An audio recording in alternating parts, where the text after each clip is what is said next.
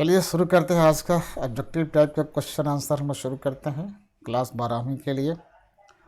और इससे पहले कि मैं शुरू करूं क्वेश्चन नंबर 57, एक छोटी सी हमारी राय है। वो राय ये है कि अगर जहां मैथमेटिकल वर्क करना पड़े तो आप ट्राई करना है कि बगैर मैथमेटिकल वाले सवाल हम टच कर लें। अगर काम चल गया तो चला लो, अगर लगता है कि नहीं हम मैथ वाले काम बड़े आराम से कर सकते हैं, आराम से सोल्यूशन करके आंसर ले सकते हैं, तो आप कर लेना।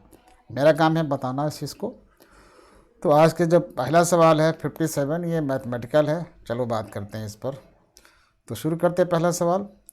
Profit during the year is 20,000। During the year there was increase in stock of rupees, ये थोड़ा सा मिसप्रिंट है, ये 90,000 ना होकर के 9,000 होगा। ये मिसप्रिंट है, 9,000 हो जाएगा। हिंदी में सही है, अंग्रेजी में थोड़ा सा गड़बड़ है।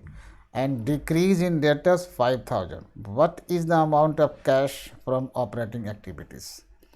ये ऑपरेटिंग एक्टिविटीज़ से कितना कैश फ्लो हमारा हो रहा है ये निकालने के पूछ रहा है। तो हम लोग जानते हैं कि जब भी हम कैश फ्लो में तीनों एक्टिविटीज़ का कैश फ्लो निकालते हैं तो इनडायरेक्ट मेथड का प्रयोग करते हैं, जिसमें प्रॉफिट का होना ज़रूरी है, प्रॉफिट लेते हैं।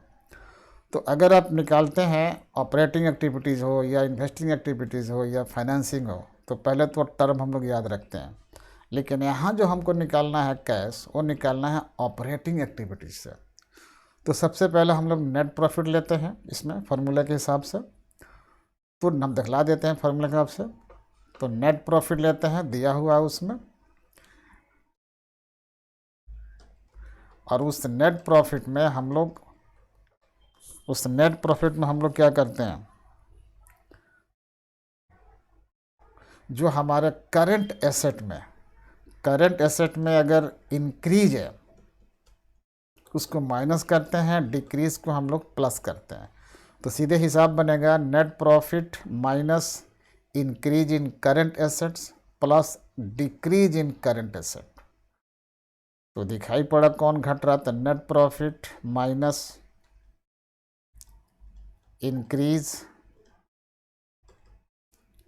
इन current asset plus decrease in current asset is equal to cash flow from operating activities. Cash flow from operating activities। एक छोटा सा एग्जांपल है ये, हालांकि बहुत सारी बातें और भी आती हैं, लेकिन यहाँ हमें क्वेश्चन के अनुसार काम करना पड़ रहा है। ठीक है, क्योंकि 2-3 टर्म दिए हैं, उसी के हिसाब से हमने फार्मूला भी किया है। अब इसको पुट कर देंगे इसमें। नेट प्रॉफिट हमारा दिया हुआ है कितना, 20,000,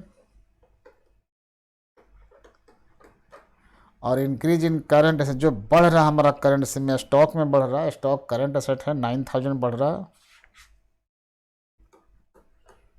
वो माइनस कर देंगे। और डिक्रीज कर रहा हमारा वो भी करंट एसेट है। जो डेटर्स हमारे वो करंट एसेट होते हैं, डिक्रीज करेंगे तो प्लस कर देते हैं। इन सबको अगर हम हिसाब बैठा लें तो ये इक्वल आ जाएगा हमारा 16,000 आ जाएगा, 16,000 आ जाएगा। तो इस प्रैक्टिकल सवाल का जो आंसर होना चाहिए 16,000 आना चाहिए। तो ये 16,000 is the cash flow from operating activities. देखते हैं आंसर में कहाँ लिखा हुआ है, कहीं ना कहीं होगा, डी में है इसका आंसर। तो इस प्रकार इस सवाल का जवाब होगा डी। अगर मैथमेटिक्स नहीं आता है तो फिर ये प्रॉब्लम खड़ा करेगा, फिर भी एक्चुअली देख लेना, ट्राई कर लेना। नेक्स्ट क्वेश्चन हमारा है 58। विच of the following is not an example of cash outflow. Which of the following is not an example of cash outflow. जैसे कि हम सब जानते हैं कैश आउटफ्लो भी होता है, कैश इनफ्लो भी होता है। जब बाहर से कैश व्यापार के अंदर आता है तो उसको हम लोग कैश इनफ्लो कहते हैं, और जब व्यापार से कैश बाहर जाता है उसको हम लोग कैश आउटफ्लो कहते हैं। तो बड़ी सिंपल बात है अंदाज़ा लगाना कि कौन सा काम कर रहे हैं तो कैश बाहर जा रहा है और क्या करने पर अंदर आ रहा है। लेकिन सवाल में पूछा है कैश आउटफ्लो, तो क्या करोगे जो कैश या रोकड़ बाहर जाएगा। देखते हैं पहला ऑप्शन, पेमेंट ऑफ लोन बिल्कुल सही बात है। अब लोन चुकाओगे तो कैश तो आएगा नहीं, वो बाहर जाएगा। एक तो ये दिख रहा है हमारे सवाल के अनुसार out. Decrease in creditors, decrease in creditors का माना हुआ जो हमारे दायित्व हैं हम उनको चुकाएंगे तब वो घट जाएंगे, डिक्रीज होगा। वो भी लिएबिलिटी है, उनको चुकाएंगे तभी डिक्रीज, इसमें भी कैश बाहर जा रहा है।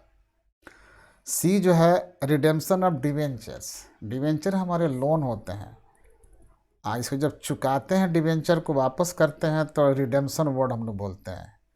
ठीक है जी, शोधन वर्ड हिंदी में कहते हैं। तो ये भी चुका रहे हैं तभी कैश बाहर जा रहा है।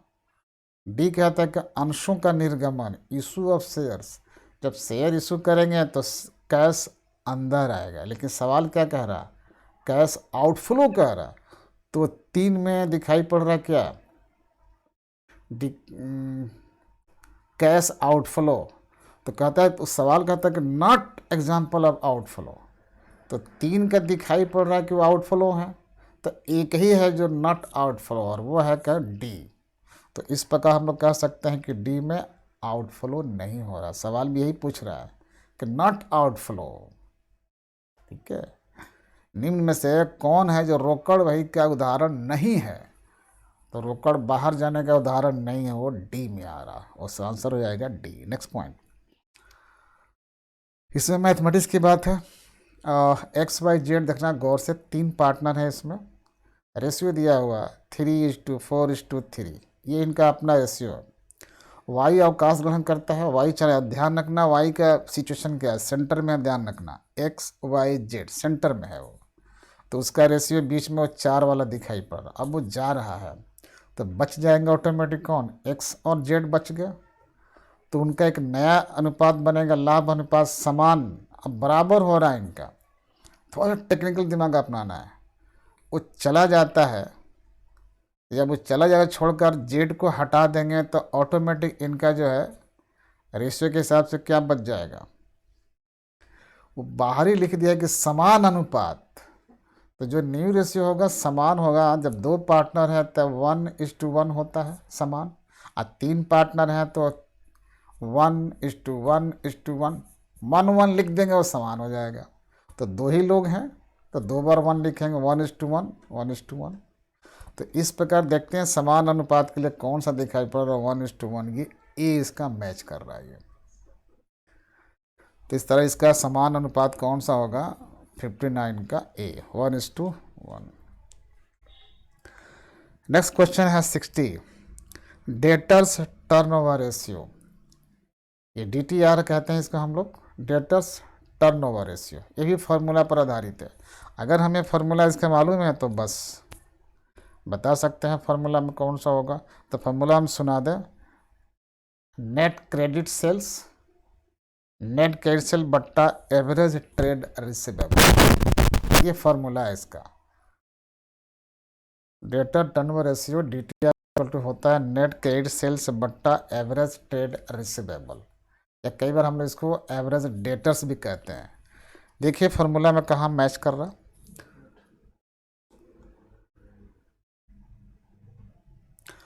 तो इसका फार्मूला मैच कह रहा है, 3 दिया है, नेट क्रेडिट सेल्स बट्टा एवरेज ट्रेड, तो पहला ही दिखाई पड़ रहा है इसका फार्मूला के हिसाब से।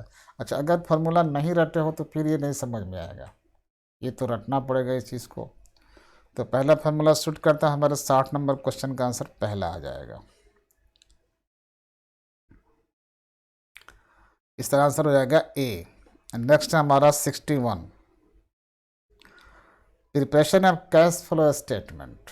Preparation of cash flow statement is अनिवार्य, पहला ही लग रहा है ये अनिवार्य है बनाना, परामर्शदात्मक बिल्कुल नहीं, कंपनी ये भी नहीं है, नन ऑफ दिस, तो ये सब गलत है, सिर्फ ए सही है, मैंडेटरी है। Preparation of cash flow statement इधर मैंडेटरी कर दिया है। कुछ कंपनियां हैं जिनको थोड़ा सा उससे आज़ादी मिली है, लेकिन उससे कुछ नाम कंपनी का नहीं रखा है, तो फिलहाल हम लोग वही ऑप्शन लेकर चलेंगे, मैंडेटरी, अनिवार्य है कंपनियों के लिए बनाना कैश फ्लो स्टेटमेंट। तो इसका आंसर हो जाएगा हमारा ए। नेक्स्ट क्वेश्चन 62, संचालन क्रियाओं से लाभ की गणना करते समय, वही ऑपरेटिंग से, शुद्ध लाभ में से किसे पुनः जोड़ा जाएगा। वही नेट प्रॉफिट लेके चलना। While calculating profit from operating activities which will be added back to the net profit. हमें नॉन कैश आइटम को जोड़ना होता है जिसमें डेप्रिसिएशन भी आते हैं, loss on sale of fix asset भी आते हैं, कुछ आइटम्स का जो रिटर्न ऑफ पोर्शन है उसको भी ऐड करते हैं। तो ये ऐड करने बैक टू इस प्रॉफिट में जोड़ने लगते हैं। देखते हैं कौन सा दिया। गुडविल रिटर्न ऑफ, ये एसेट है, राइट ऑफ करना, इसको ऐड करते हैं। डेप्रिसिएशन ये नॉन कैश आइटम है, इसको भी ऐड करते हैं नेट प्रॉफिट में। Loss on sale of fix asset, इसको भी ऐड करते हैं, ये भी नॉन कैश आइटम है। ये तो डी इसका आंसर सही लग रहा है। डी उपयुक्त सभी, इन सबको हम लोग नेट प्रॉफिट में जोड़ते हैं तो क्या मिल जाता है, ऑपरेटिंग प्रॉफिट का वो एक्टिविटीज निकलते हैं। अगला क्वेश्चन हमारा है 63। Dividend received by financial enterprises is shown in cash flow statement under which activities. अच्छा बता दें कि जो हमारे ऑर्गेनाइजेशंस हैं, एक तो फाइनेंशियल हैं जो फाइनेंस में डील करती हैं, फाइनेंस लेना, पब्लिक से फाइनेंस देना, तो उनके लिए ये इंटरेस्ट या डिविडेंड क्या मायने रखता है। दूसरी संस्थाएं हैं जो कि नॉन फाइनेंशियल हैं, माल खरीदते बेचते हैं, तो नॉन फाइनेंशियल और फाइनेंशियल। अगर फाइनेंशियल इंस्टीट्यूशन है, फाइनेंशियल इंटरप्राइजेज हैं, तो उनके लिए जो डिविडेंड रिसीव्ड है वो ऑपरेटिंग में आ जाता है। ऑपरेटिंग माने वही उनका मेन कमाई है, वही मेन डीलिंग है बिजनेस का, इसलिए ऑपरेटिंग में आ जाएगा। अगर नॉन फाइनेंशियल होते हैं तो ये उनका मेन डीलिंग नहीं है, तो फिर किसी और में जाता। ये हमारा वो रिसीव था इसलिए वो इन्वेस्टिंग में चला जाता। तो देखते हैं क्या लिखे हैं वो। फाइनेंशियल के लिए ऑपरेटिंग होगा, तो ऑपरेटिंग एक्टिविटीज़ ये हो गया हमारा ए। तो 63 का आंसर हमारा हो जाएगा ए, संचालन क्रिया से। 64, वर्ष के दौरान लाभ कितना कमा रखे हैं, 20,000 प्रॉफिट है। वर्ष के दौरान स्टॉक में वृद्धि 9,000, जो पहला सवाल कभी आया था उधर पहले, और डिटो वही सवाल लग रहा है। तो जैसे वो लगा था, क्वेश्चन नंबर पहले कौन सा था, क्वेश्चन नंबर 57 था, तो 57 और ये दोनों मैच कर रहा है, इसलिए जैसा काम हमने वहाँ किया था वही यहाँ भी होगा और आंसर भी सेम होंगे। तो वहाँ भी आंसर आया था 16,000 और यहाँ भी आंसर होगा 16,000, इसलिए इसका आंसर होगा बी। नेक्स्ट 65,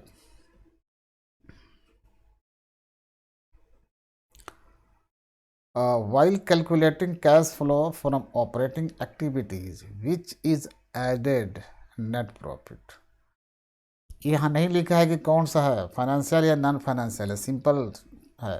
तो हम पूरा ध्यान रखेंगे कौन सा ऐड करेंगे नेट प्रॉफिट में ऑपरेटिंग निकालने के लिए। तो पहले हमने बता दिया था, और इंक्रीज इन स्टॉक ये ऐड करते हैं, सॉरी माइनस करते हैं ये cash flow operating activities. while calculating cash flow operating activities which is added net profit, net profit में कौन सा ऐड करते हैं। ये पहला तो ऐड करते नहीं है, इसको तो हम लोग माइनस करते हैं। डिक्रीज इन स्टॉक ये हम लोग डिक्रीज वाले को ऐड करते हैं। इंक्रीज इन डेटर्स ये भी ऐड नहीं करते हैं। डिक्रीज इन क्रेडिटर्स ये भी ऐड नहीं करते, तो इसका आंसर हो जाएगा बी। ये डिक्रीज है हमारे करंट एसेट में, सीधा हिसाब है, डिक्रीज को हम लोग ऐड करते हैं एसेट वाला और इंक्रीज को माइनस करते हैं, तो ये ऐड करने वाली बात है उसमें। नेक्स्ट क्वेश्चन है, while which of the following is not source of cash. निम्न में कैश के साधन या सोर्स नहीं है। साधन है अलग बात होगी, साधन नहीं है मतलब इससे कैश नहीं आता। तो देखते हैं परचेज, कॉमन सेंस पर चल जाएगा आंसर इसका।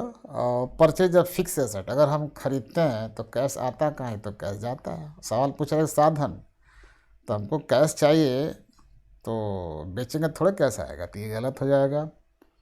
फंड फ्रॉम ऑपरेशन ये है फंड, हमको ऑपरेशन से एक्टिविटी से ये फंड आता है, एक साधन तो ये दिख रहा है। Issue of debentures, issue of debentures ऋण पत्रों का निर्गमन, ऊपर ध्यान देखना सवाल में, रोकड़ का साधन नहीं है, ये पूछा है। तो जो बी है वो क्या है, रोकड़ के साधन है।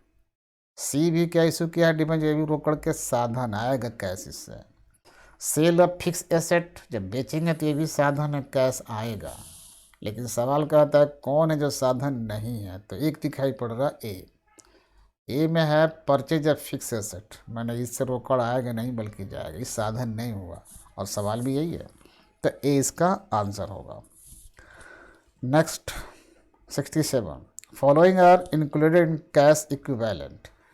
अभी थोड़ी देर पहले सवाल को याद था, कैश के इक्विवेलेंट कौन सा था, ट्रेजरी बिल बता दिए थे, ये भी कैश के इक्विवेलेंट है। ट्रेड पेपर्स या कमर्शियल पेपर, ये भी है। बैंक डिपॉजिट और शॉर्ट टर्म मैच्योरिटी पीरियड, ये भी है। सवाल है ये रोकड़ समतुल्य में शामिल होता है, मैंने सब उसके बराबर ये मान लिया जाता है, तो सब आ गया, तो डी इसका आंसर होगा। 67 का आंसर हो जाएगा D, all of the above. Next question 68, चालू संपत्तियों में शामिल होता है। The term current asset include, मतलब इनमें से कौन कौन करंट एसेट है। जैसा कि हम सब जानते हैं, करंट एसेट हम लोग उसको कहते हैं जिसको विद इन 1 ईयर कैश में कन्वर्ट करना जरूरी है या किया जा सकता है, नॉर्मली हम लोग कर लेते हैं within 1 year. Such items, such asset that can be converted into cash within 1 year, we are in hurry to convert it into cash within 1 year, तो उसको हम लोग रख लेते हैं अपने करंट एसेट में। तो देखते हैं लॉन्ग टर्म इन्वेस्टमेंट, ये तो नाम ही लिख दिया है लॉन्ग टर्म, सवाल में कहता है करंट एसेट, ये हो गया लॉन्ग टर्म, ये अलग हो गया, नहीं है। शॉर्ट टर्म ये तो आएगा, करंट एसेट है। फर्नीचर ये नहीं है, पेटेंट्स ये भी नहीं है, तो बस एक ही, ये 68 का आंसर हो जाएगा बी, शॉर्ट टर्म इन्वेस्टमेंट। ये विद इन 1 ईयर हमको कैश में कन्वर्ट करना होता है, तो बी इसका आंसर हो गया। 69, देखते 69 में क्या चीज़ है। Proprietary ratio indicates the relationship between proprietors fund। proprietary ratio निकालने के लिए दो शब्दों की ज़रूरत है, एक तो शेयर होल्डर्स फंड दिया हुआ है, दूसरा टोटल एसेट चाहिए हमको। तो यही डैश जो छोड़ा है ना गैप, इसमें हमको टोटल एसेट ढूंढो कहाँ है फार्मूले के अनुसार, तो इसमें हमें दिखाई पड़ रहा है सी में दिखाई पड़ रहा है, तो 69 का आंसर हो जाएगा सी, प्रोप्राइटरी रेशियो का संबंध प्रोप्राइटर्स फंड और टोटल एसेट्स है, तो गैप में हमारा आएगा टोटल एसेट्स, ये आंसर हो गया।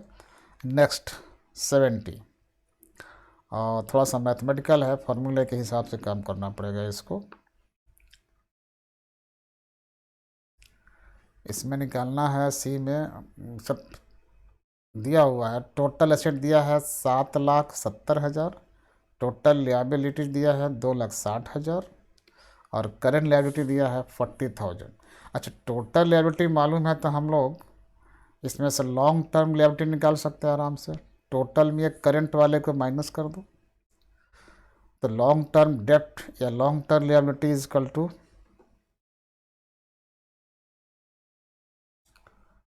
Long term dept, long term dept is equal to total लियाबिलिटीज, total लियाबिलिटीज minus current लियाबिलिटीज। तो टोटल लियाबिलिटीज हमारे आ रहे हैं कितने, 2,60,000, करंट लियाबिलिटीज, तो टोटल लियाबिलिटी हमारे दिए हुए हैं सवाल में 2,60,000, और करंट लियाबिलिटी है 40,000, माइनस कर दिया इसको,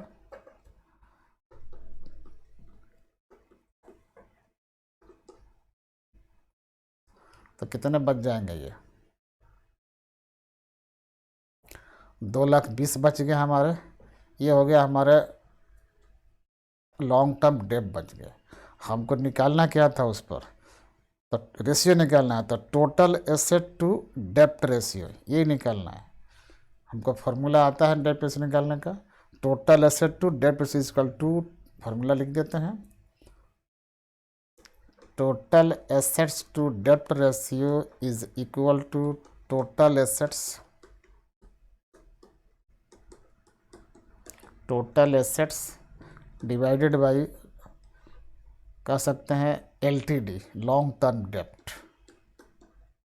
अभी निकाल चुके हैं फॉर्मूला हम लोग। तो टोटल एसेट हमारा दिया हुआ है कितना, देख लेते हैं। फिगर है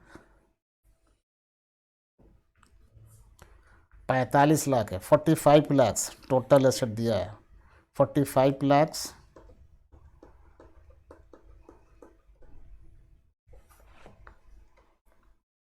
एक सेकेंड, 45 नहीं है, टोटल एसेट है हमारा 7,70,000।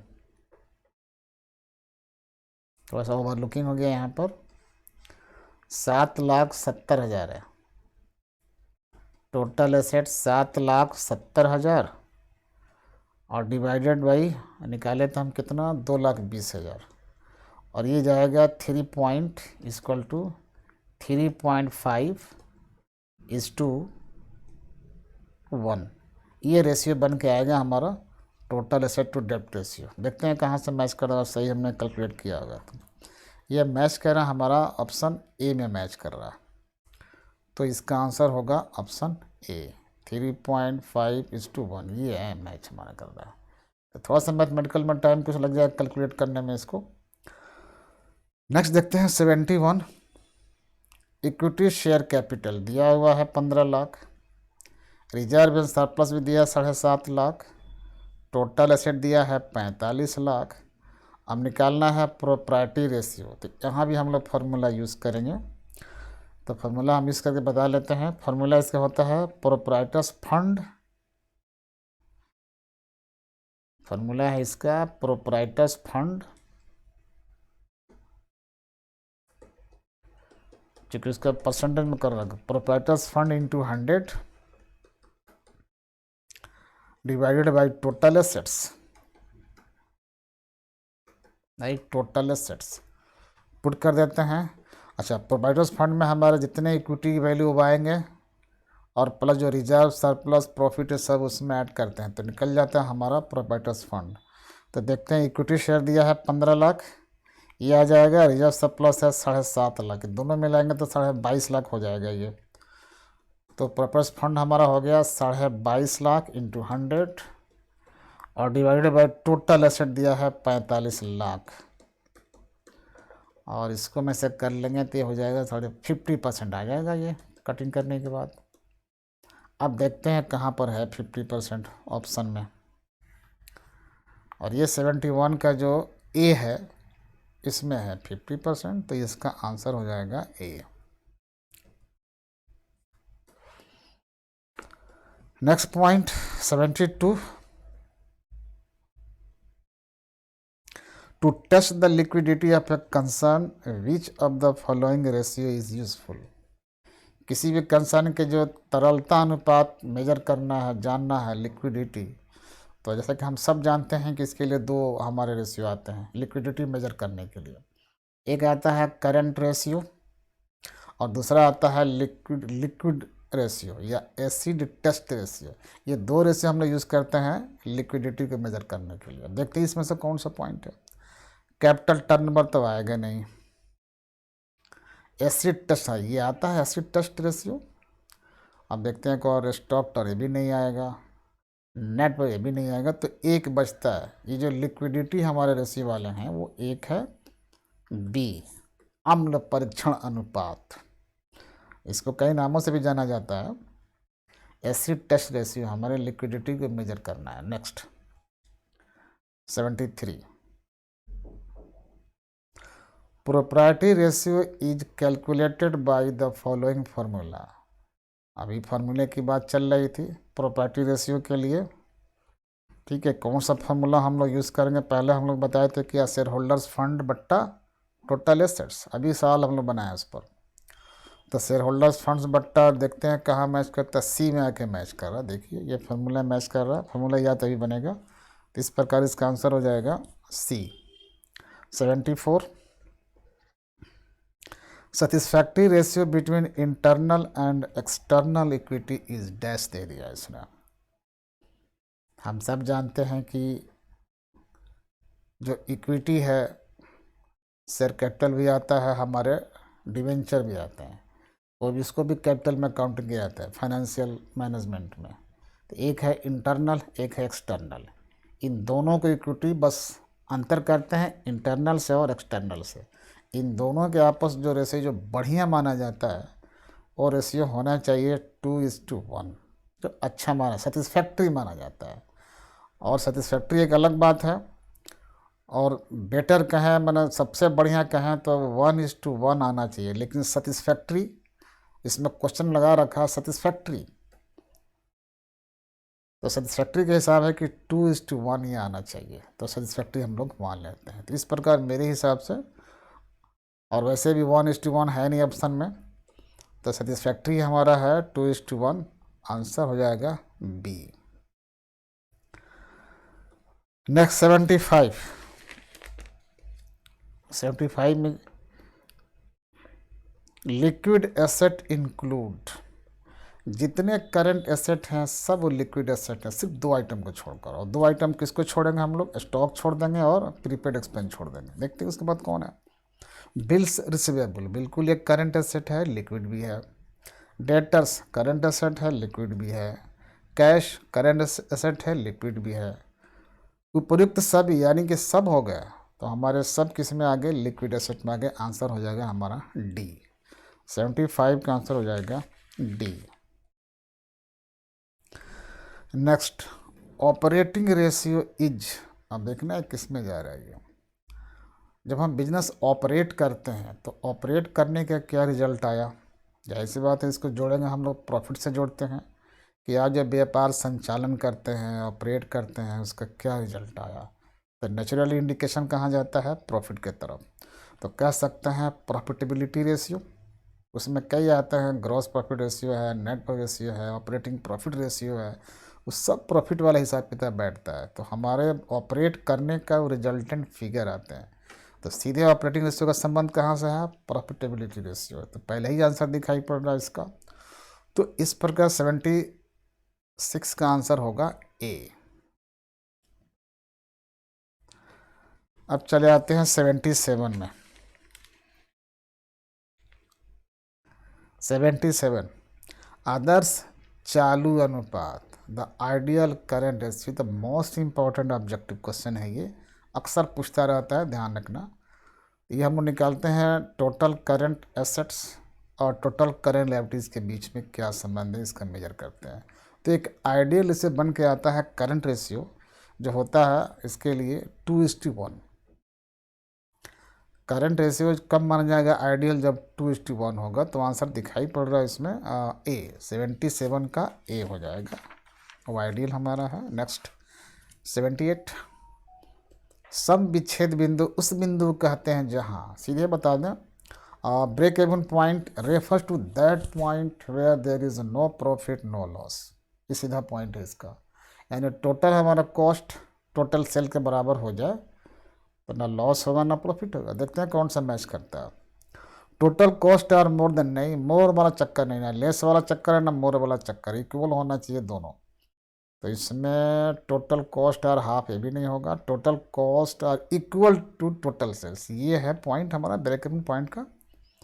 जो टोटल कॉस्ट उतना ही है जितना कि हमारा सेल है, तो नो प्रॉफिट नो लॉस, इसलिए यही है ब्रेक इवन पॉइंट डी। 79 समान आकार के विवरण प्रायः तैयार किए जाते हैं जब भी हम लोग, ये जो कॉमन साइज फाइनेंशियल स्टेटमेंट है ये तैयार होता है परसेंटेज में, हम लोग निकालते हैं इसको परसेंटेज में, इंक्रीज और डिक्रीज निकाल के उसका परसेंटेज करते रहते हैं, ठीक है। तो ये आंसर इसमें है बी। इस प्रकार 79 का आंसर हमारा हो जाएगा बी, इन परसेंटेज। नेक्स्ट एक कंपनी की मूर्त संपत्ति टांजिबल एसेट 4 लाख है, उससे बढ़ करके इंक्रीज कितना करके ये हो गया 5 लाख, यानी 1 लाख इंक्रीज किया नेट इंक्रीज। टांजिबल एसेट है पे company increase from 4 lakh to 5 lakh, what is the percentage of increase, कितना बढ़ गया। तो 1 लाख 4 लाख बढ़ा तो सीधे वैसे भी तो 25% बढ़ के दिखाई पड़ रहा है। फॉर्मूला लिख देते हैं 25% कैसे आया। Percentage of increase is equal to increased amount into 100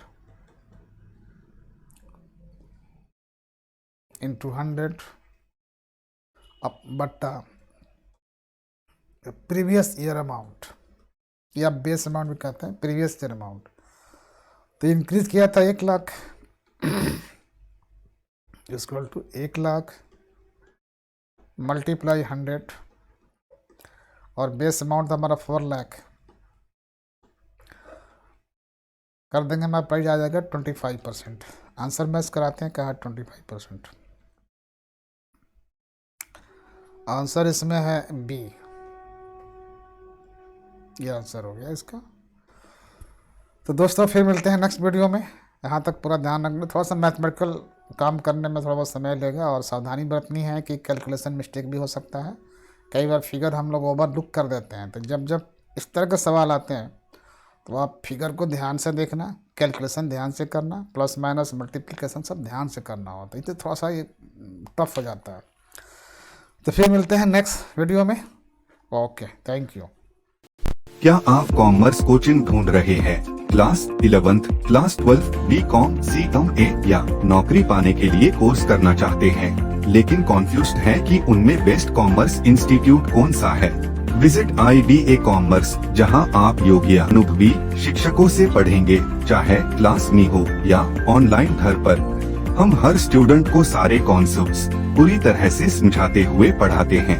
हमारी सेवाएं क्लास 11th, क्लास 12th के अलावा BCom honours, CMA, DCA, ADCA, Tally की तैयारी कराई जाती है। साथ ही अकाउंट्स मैनेजर और स्टोर कीपर की भी ट्रेनिंग कराई जाती है। आज ही जुड़िए हमारे साथ, अपने उज्जवल भविष्य के लिए स्क्रीन पर दिए गए नंबर्स पे कॉल करें या हमारी वेबसाइट www.ibacommerce.com पे विजिट करें। धन्यवाद।